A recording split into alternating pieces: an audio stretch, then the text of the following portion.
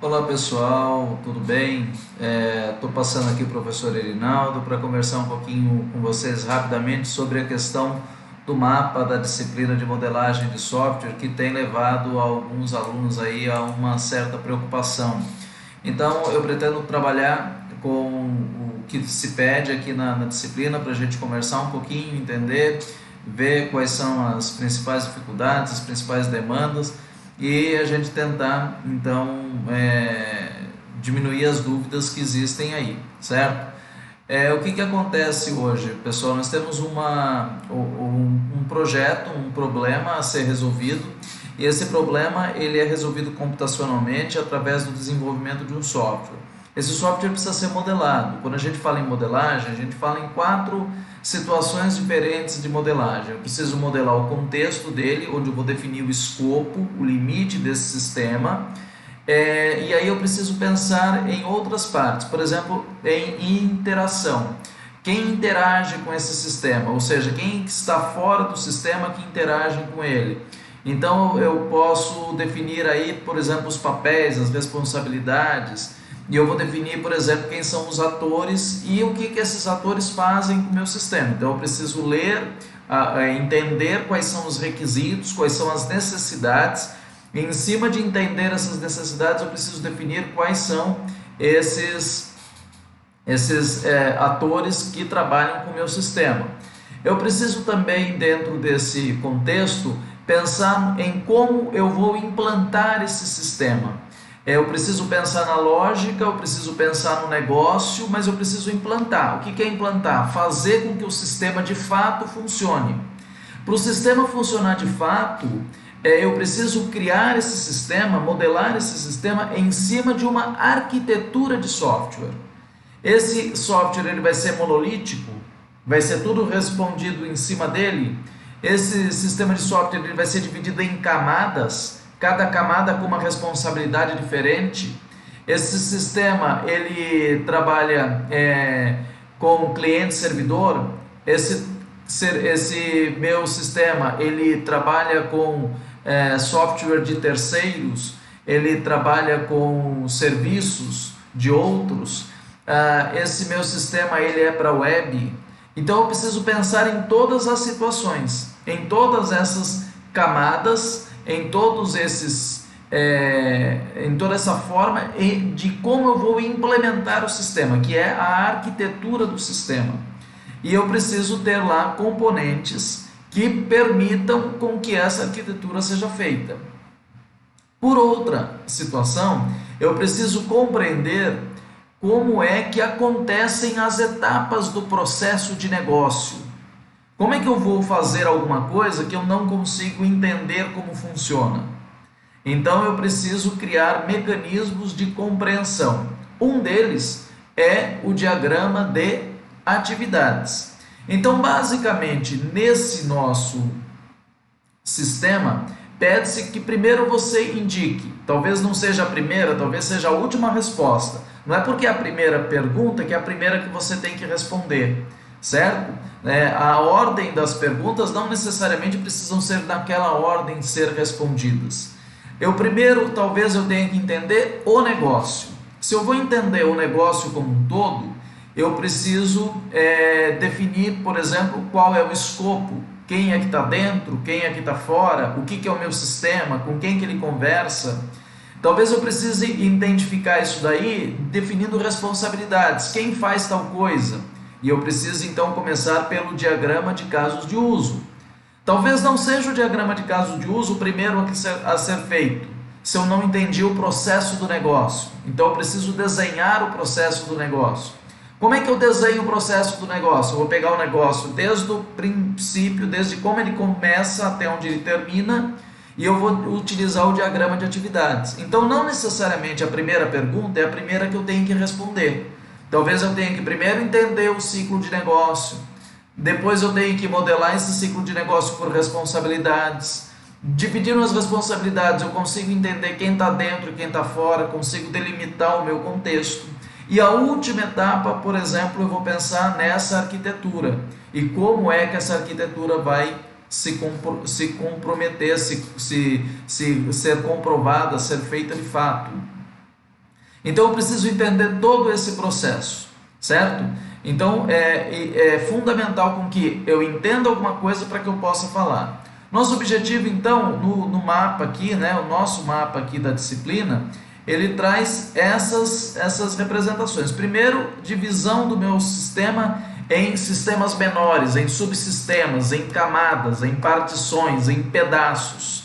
E cada um desses pedaços precisam conversar entre si. Isso é fundamental. Um sistema não é monolítico, ele não é uma coisa só. Ele é quebrado em pedaços e esses pedaços precisam se conversar, certo? Isso daí a gente tem que ter em mente. Nenhum sistema hoje é uma única caixa. Ele é formado por várias caixinhas e elas precisam se conversar. Então aqui essa figura ela mostra essa exemplificação. Eu vou tratar só de vendas, eu vou tratar só dos produtos, eu vou tratar do meu banco de dados, eu vou tratar das partes das minhas interfaces de comunicação. Ou seja, cada pedacinho eu preciso separar e eles depois precisam se complementar, certo? Então eu tenho um sistema onde o sistema ele vai trabalhar com a seguinte situação. Eu preciso entender essa regrinha de negócio aqui. Se eu não entender a regrinha de negócio, não tem como eu avançar. Então ele diz que o operador de caixa de um restaurante, ele é responsável por atender o público com pagamentos. Então o cara do caixa, a pessoa do caixa, ela vai receber os pagamentos. Então eu vou tratar, o meu sistema aqui vai tratar do pagamento. Eu tenho que entender isso daí. Ele vai cadastrar cada conta, a comanda, e vai registrar depois desse cadastro o pagamento. Esse pagamento ele pode ser feito utilizando cheque, ou o sistema também pode, se ele for utilizando cheque, eu preciso fazer um acesso a um serviço externo, a um sistema externo, que é o serviço de proteção ao lojista. O serviço de proteção ao lojista vai me falar se aquele cheque ali que ele está tentando pagar, se ele é um cheque que pode ser utilizado ou não, se eu vou ter problemas ou não com aquele cheque. Esse sistema vai responder isso para mim. O cliente ele também pode optar por pagar por cartão de crédito. Nesse caso de pagamento por cartão de crédito, eu vou ter que fazer uma outra consulta, um outro serviço externo, que é a administradora do cartão. E a administradora do cartão vai me dar a autorização ou não de aceitar esse pagamento. Então, as duas situações, pagamento com cheque, pagamento com cartão, eu necessito de um apoio externo, de um sistema externo que eu vou acessar através da internet. O gerente, ele é o único responsável por dar o estorno, ou seja, o pagamento feito no cartão, o estorno é só o pagamento com cartão, o pagamento foi feito errado, então vai ser feito o estorno, eu vou ter que devolver o dinheiro. Então o procedimento com a operadora do cartão, com a administradora do cartão é feito apenas pelo gerente, é ele que tem essa autorização no meu sistema. O gerente ele também tem a mesma responsabilidade do caixa de registrar o pagamento. Se o caixa não estiver disponível, estiver atendendo outra pessoa, o gerente também pode fazer a mesma função dele. Então nós definimos aqui os requisitos, aquilo que o meu sistema precisa cumprir. É isso daqui. A partir daqui eu tenho que desenhar o meu sistema para alguém. Como é que eu vou desenhar? A partir desse primeiro modelo, que é o meu modelo de diagrama de contexto. O diagrama de contexto mostra o meu sistema aqui no meio, que é o meu sistema de pagamento. O meu sistema, ele se comunica com outros dois sistemas que estão do lado de fora. Ele se comunica com esses dois sistemas via web. E eu também, esse sistema se comunica, recebe estímulos de outros dois papéis, de outros dois personagens, de outros dois atores que também estão externos ao meu sistema, o caixa e o gerente. A partir de conhecer isso daqui, eu tenho duas questões que são as questões relacionadas ao meu mapa. Primeiro, e talvez não seja a primeira pergunta a ser respondida, mas é uma pergunta, que diz o seguinte: lendo os requisitos, lendo o enunciado do texto, qual é o melhor padrão de arquitetura de software que você diz para cá? Você vai dizer qual é o padrão, qual é a arquitetura de software, e nas aulas ao vivo nós temos visto aula a aula um padrão diferente, as características dele, para que ele serve, certo? Então as aulas ao vivo, as aulas gravadas, o bate-papo que a gente tem tido agora tem sido para resolver esses problemas e entendermos as arquiteturas de software. Então você vai dizer qual é o melhor padrão e por que é o melhor padrão. Por que você vai usar isso daqui? Por que você vai usar essa arquitetura? E aí você vai justificar. Então essa resposta é feita em um único parágrafo, um parágrafo que consegue explicar isso daí. A partir daí você vai ter que trabalhar com 3 modelos que estão faltando, porque o diagrama de contexto já está montado. Agora nós vamos fazer o quê? 3 diagramas. Um diagrama é o diagrama de casos de uso, outro diagrama é o diagrama de componentes e outro diagrama é o diagrama de atividades. Então eu vou passar em cada um deles e vou falar rapidamente sobre cada um deles, usando aí o Asta como a ferramenta que vai nos auxiliar, certo? Então nós vamos aqui trabalhar com o Asta, e para trabalhar com o Asta eu vou sair de cena rapidamente, e aí nós vamos então pensar no Asta, ok? Então vamos lá, pessoal. Eu vou vir aqui e vou falar primeiramente sobre o diagrama de casos de uso. O diagrama de casos de uso, ele é composto por alguns, eu vou aumentar aqui o tamanho para todo mundo ver bem, né? O diagrama de casos de uso, ele é composto por atores. Então aqui eu tenho os atores. Vou dar o nome do ator, vou chamar ele de... não vou falar o mesmo caso aqui, então vou chamar ele, por exemplo, de professor, né? Aqui o que o professor pode fazer? O professor, ele vai, por exemplo, a função dele aqui é registrar, ou vamos lá, vou colocar aqui, criar aula. Isso daqui é uma função, então um caso de uso, uma funcionalidade que o professor tem. Para que o professor possa criar aula, eu posso ter aqui, por exemplo, um caso de uso que seja obrigatório, né? Então, para ele criar um caso de uso, eu tenho aqui, eu posso ter um caso de uso que seja um include. Obrigatoriamente ele tem que se autenticar. Então, ele é obrigatório, certo? Numa aula, então a obrigatoriedade sempre aponta para o caso de uso que usa a obrigatoriedade. Eu posso dizer aqui que um professor, ele também, no momento que ele cria a aula, ele pode criar um questionário. Mas é obrigatório criar um questionário? Não. Então eu posso dizer que isso daqui é uma extensão.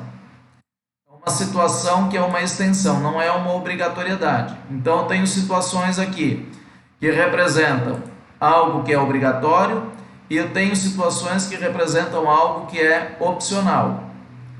A mesma coisa que um professor pode fazer, eu posso dizer que um mediador também pode fazer. Então aqui eu coloco mediador. O mediador também pode criar uma aula, também pode criar um questionário. Ou seja, ele faz a mesma coisa de um professor. Então eu digo que é o quê? Que esse cara herda tudo que um professor pode. Só que esse daqui, além de fazer isso daí, ele pode fazer uma outra coisa. O mediador também pode atender alunos. Então, é uma atividade exclusiva do mediador. Certo? Então, nós temos aqui uma situação que acontece dentro do meu sistema. Esse sistema que eu acabei de montar aqui para vocês. Então, eu montei aqui o básico. Eu posso ter um ator, posso ter um caso de uso. Esse caso de uso pode ter um outro que seja obrigatório, pode ter um outro que seja opcional, né? pode ter a ideia de uma herança, e aí eu tenho que ter uma especificidade dele e assim por diante. Então, esse daqui é um diagrama de casos de uso, com as respectivas possibilidades. Outro diagrama que eu vou trabalhar aqui é o diagrama de atividade. O diagrama de atividade, ele mostra uma sequência de processo dentro de um fluxograma. E aqui vai variar muito de atividade. Existem atividades que elas passam por vários departamentos. Se elas passam por vários departamentos, eu vou criar aquilo que o pessoal chama de baias, né? Ou partições. Eu posso criar partição horizontal e posso criar partição vertical. Então são partições. As partições poderiam ser departamentos. Então eu posso colocar aqui, por exemplo, vou fazer uma vertical aqui. Eu posso ter aqui o atendimento. Posso ter uma outra partição aqui, que é a partição de aula. Eu posso ter uma outra partição aqui, que é uma participação de prova. Então, o atendimento começa aqui no atendimento. O que o atendimento faz? O atendimento faz uma ação que, por exemplo, é uma ação relacionada ao atendimento. Uma coisa que o mediador faz é, por exemplo, recados, né? Passar recados. No início da aula ele passa recados. Passou recados, então aqui o professor, a aula, né? O professor começa a aula. Então uma ação aqui é ministrar conteúdos. Ministrar conteúdos é algo que acontece após os recados. Então vem aqui, após os recados. Certo? Em determinado momento eu posso solicitar participação. Quando eu faço solicitar participação, né? Solicitar participação chama quem? Solicitar participação ele chama o mediador. Então vai ter aqui o mediador aqui vai verificar, por exemplo, se tem participação de alunos. Quando ele verifica, o que pode ter aqui? Pode ter participação ou não. Então, eu posso ter aqui uma situação que é dentro do verificar, pode ter ou não. Se tem, né? Se tem alguma participação, ele vai ter que fazer o quê? Ele vai ter que informar o professor. Ele vai informar ou ele vai responder, o professor vai responder. Então ele vem aqui e informa, certo? E eu posso ter uma outra situação onde ele vai, por exemplo, não tem, né? Então ele vai estimular a participação do aluno, certo? Então nós temos aqui uma situação, não tem, ele vai estimular a participação do aluno. Certo? Então são situações onde você vai colocando. Aqui eu posso colocar, por exemplo, uma representação. Aqui então é sim. Sim significa que teve uma participação. Aqui não teve participação. Então ele vai estimular, porque não teve participação. Certo? Então eu posso colocar nomes que indiquem aquilo que teve aqui. Depois de ministrar os conteúdos, eu posso então testar. Cada conteúdo aqui vai ser testado. Depois do teste, eu tenho uma situação. Qual que é a situação depois do teste aqui?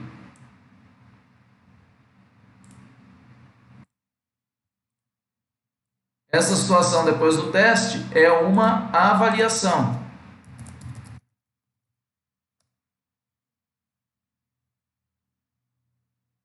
só trazer para cá para ficar bonitinho. Quando a gente tem avaliação, quais são as possibilidades? Aprovar ou exame, né? Ou ele está aprovado ou ele está de exame. São duas situações possíveis.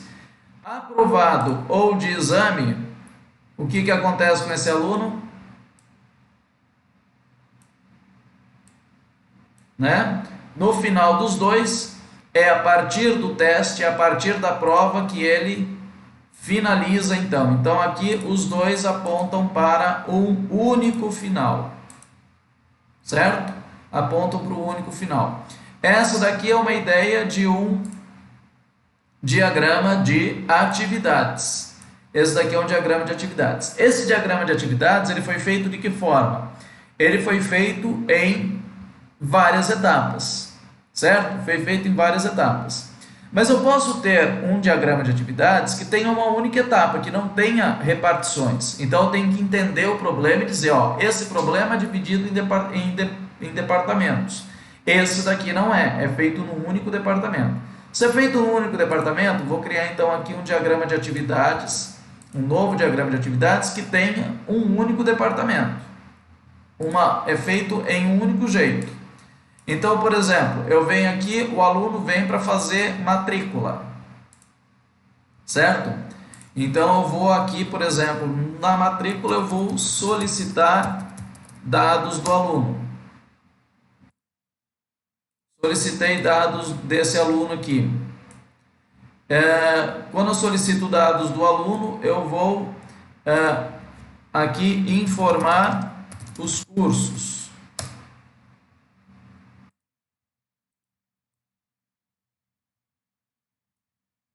Quando eu vou informar os cursos, eu vou também fazer uma outra forma. Vou apresentar a forma de pagamento. O aluno pode querer pagar à vista, pode querer pagar parcelado, né? Para cada um deles tem uma situação diferente. Então eu posso colocar aqui uma situação diferente. Essa situação diferente vai depender do tipo de curso que ele faça. De curso não, do tipo de pagamento que ele quer fazer. Ele pode pagar à vista, ele pode pagar parcelado, ou digamos aqui ele pode fazer um financiamento. Vamos imaginar que exista, né? Então aqui vai das formas de pagamento, cada um deles tem um processo. E eu coloco aqui. Então, ó lá, daqui pode sair, eu vou seguir para um desses caminhos aqui. Não vou seguir todos os caminhos, vou seguir um desses caminhos. Ou eu vou pagar à vista, ou vou pagar parcelado, ou vou fazer um financiamento. Que eu digo, financiamento é um tipo um FIES, um ProUni, alguma coisa assim, né? Eu vou usar algum mecanismo aí de financiamento, né? Então tá lá. E depois que eu fiz isso daqui, todos eles vão gerar uma única coisa. Todos eles aqui me garantem que esse aluno ele está... Então todos eles chegam no lugar e garantem que esse aluno está o quê? Efetuar matrícula. Todos eles geram para efetuar matrícula. Efetuou a matrícula, está encerrado essa atividade. Então eu clico aqui e coloco o botão para encerrar a atividade. Certo? Eu posso, como eu falei, colocar para cada um desses daqui um tipo de nome, um nome diferente para eles. Certo? Então aqui está essa situação resolvida, essa situação encerrada. Então eu tenho dois tipos de diagrama de atividade. Um diagrama de atividade que pode ser feito em várias partições e um diagrama de atividade que é feito sem várias partições, apenas em um único departamento. Então eu tenho que verificar, passa por departamentos diferentes ou não. E o último diagrama que nós vamos ver é o diagrama de componentes, que é outro diagrama que se pede lá, certo? Então vamos dar uma olhada aqui nesse diagrama de componentes de forma simples, algumas coisas que nós podemos colocar. O diagrama de componentes ele é composto por componentes, né? Então, simplesmente a gente vai ter que trabalhar com esses componentes de forma o mais simples possível. Então, vamos imaginar esse caso de uso aqui, onde que eu tenha lá no meu componente o ambiente virtual de aprendizagem, né? Seja um componente. Eu tenho um outro componente aqui que seja, por exemplo, o meu ambiente de questões, né? Eu possa ter aqui um outro componente que seja o componente de... Então, são partes separadas do meu sistema, né? Esse daqui é o componente de provas. Então, eu tenho aqui 3 componentes diferentes. No AVA, eu vou ter as minhas aulas, nas questões eu vou ter as minhas atividades e nas provas eu vou ter a execução das provas. E eu tenho aqui 2 componentes, né? Um componente que representa aqui os alunos e outro componente aqui que representa por exemplo, o professor. Certo? Todos eles têm envolvimento aqui, né? Então, o que o professor aqui, o professor vai fazer, por exemplo, com o AVA, né? No AVA, o professor ele precisa se logar no ambiente, então ele vai precisar usar uma porta, né? Numa porta, onde aqui ele vai, primeiro ponto que ele vai fazer, ele vai solicitar, né? Que na verdade quem vai solicitar é o AVA, né? E o professor ele vai solicitar o quê? Autenticação. Autenticação. Lembra, o professor precisa se autenticar, então ele vai solicitar a autenticação. E o professor vai passar aqui a autenticação. Ele vai usar o mesmo, né? Então os dois vão usar o mesmo, autenticação, ok? E aí eu vou precisar o quê? Casar as duas informações aqui. Vamos ver se casou, não casou ainda. Ele é bem chato, né? Tem que ficar amarelinho, tá? Se ficou amarelinho, ele casa os dois. Vamos tentar. Se não vai por um lado, a gente vai por outro.